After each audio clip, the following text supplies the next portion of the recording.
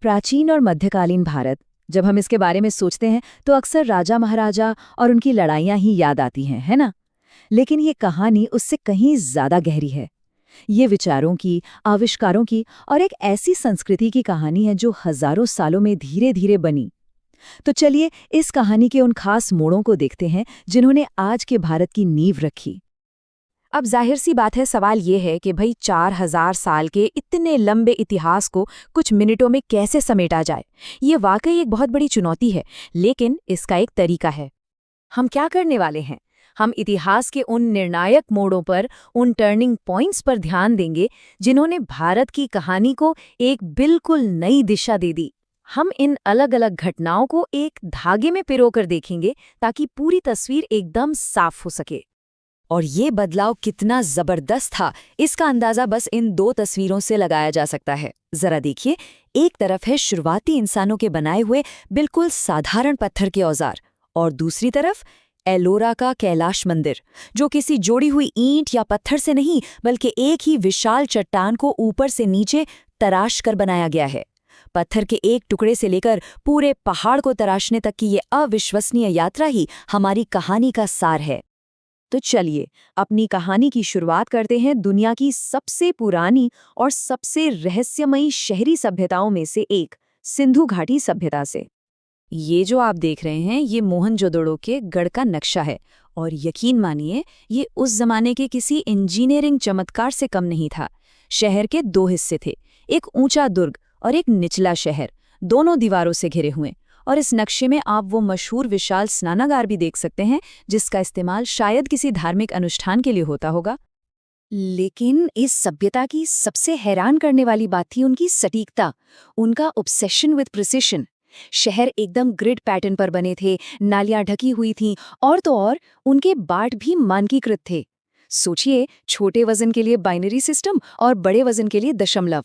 लेकिन उनका सबसे बड़ा रहस्य, सबसे बड़ी पहेली, वो है उनकी लिपि, जिसे आज तक कोई नहीं पढ़ पाया है।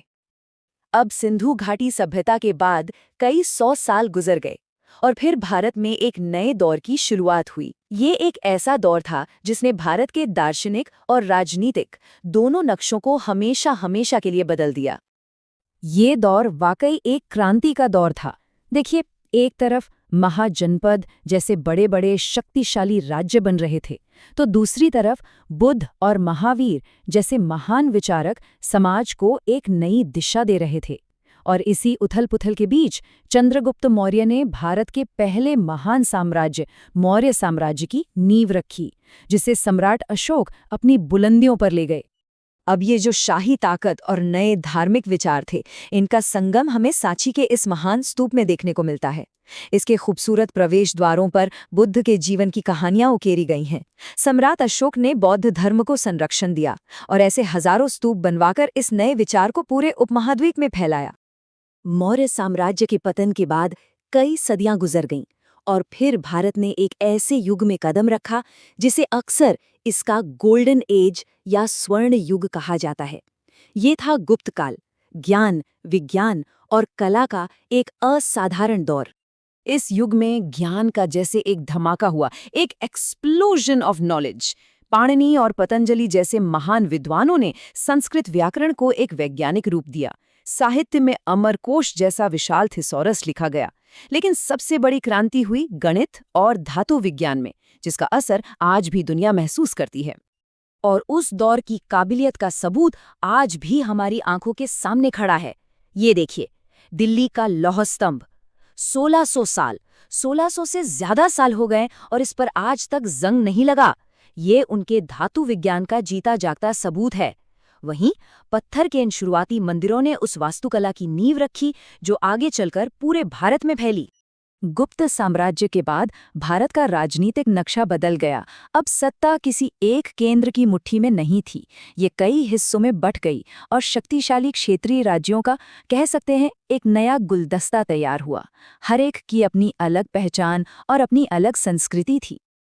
ये नक्शा देखिए, ये उस नई राजनीतिक सच्चाई को बिल्कुल साफ दिखाता है। जैसे दक्कन में चालुक्य राजवंश का इतना बड़ा साम्राज्य, अब सत्ता किसी एक केंद्र में नहीं थी, बल्कि पल्लव, चालुक्य और राष्ट्रकूट जैसे कई शक्तिशाली राज्यों में बंटी गई थी, जो सदियों तक एक दूसरे से मुकाबला करते रहे। और इस राजनीतिक बिखराव का एक बहुत ही शानदार नतीजा निकला। भारत में अलग अलग अनोखी क्षेत्रीय संस्कृतियां पनपी और इसका सबसे बड़ा उदाहरण मिलता है मंदिरों की वास्तुकला में। उत्तर भारत में ऊंचे शिखर वाली नागर शैली उभरी तो दक्षिण में पिरामिड जैसे विमान और विशाल प्रवेश द्वारों वाली द्रविड़ शैली विकसित हुई। अब हमारी कहानी मध्यकाल में पहुंचती है और ये फिर से एक बहुत बड़े बदलाव का दौर था। इस्लाम का आगमन हुआ और भक्ति जैसे नए धार्मिक आंदोलनों ने समाज पर एक गहरी छाप छोड़ी। इसी दौर में सूफीवाद का विचार भारत में फैला। पीर, ये एक फारसी शब्द है जिसका मतलब है आध्यात्मिक गुरु। ये शब्द भारत में बहुत आम हो गया। ये सूफी संत सिर्फ मुसलमानों में ही नहीं बल्कि हिंदुओं में भी बहुत सम्मानित थे, जो उस दौर के सांस्कृतिक मेल-जोल का एक बेहतरीन प्रतीक है। और ठीक इसी समय दक्षिण भारत से भक्ति आंदोलन की एक जबरदस्त लहर उठी। ये भगवान से सीधे व्यक्तिगत जुड़ाव का आंदोलन था। नयनार संत शिव के भक्त थे तो आलवार संत विष्णु के। लेकिन सबसे क्रांतिकारी बात क्या थी? ये संत समाज के हर तबके से आते थे, जिनमें वो जातियां भी शामिल थीं जिन्हें निचला माना जाता था। ये उस समय की सामाजिक व्यवस्था को एक सीधी चुनौती थी।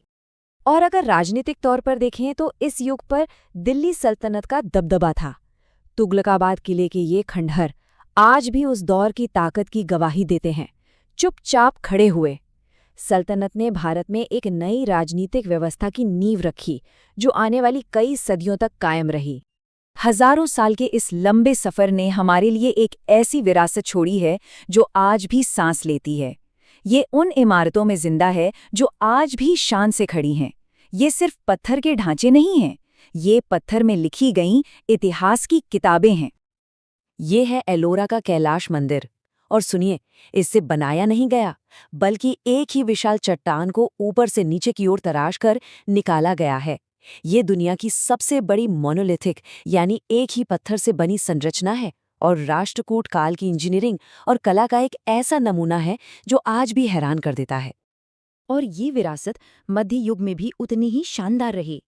चाहे विजयनगर साम्राज्य के ये शाही अस्तबल हों या फिर तंजावुर के बृहदेश्वर मंदिर का ये आसमान छूता हुआ विशाल प्रवेश द्वार, ये दोनों इमारतें मध्यकालीन भारत के राज्यों की शक्ति, उनकी समृद्धि और उनकी गहरी आस्था की कहानी कहती हैं। तो जब हम इन इमारतों को देखते हैं, हम सिर्फ पत्थर नहीं देखते, हम हजारों साल की सोच, उनकी आस्था, उनकी महत्वाकांक्षा को देखते हैं। ये सच में पत्थर में लिखा एक पूरा पुस्तकालय है।